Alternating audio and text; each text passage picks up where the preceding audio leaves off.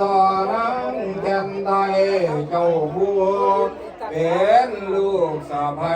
เจ้าหักแม่ผัวอย่าได้เบาหัวตัวควันกว่าถึงตัวเจ้าผู้งู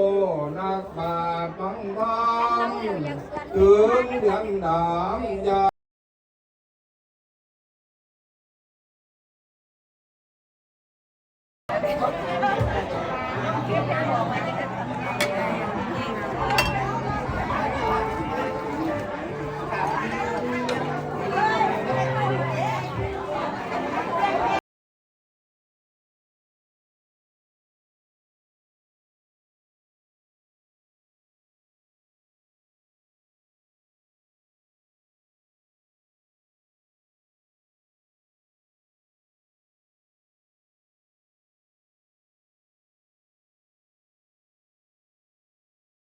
ตอนนั้นแก่นไทย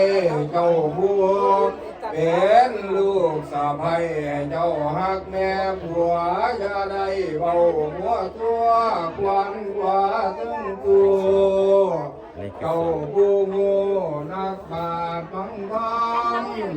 ถึงเดือนน้ำยา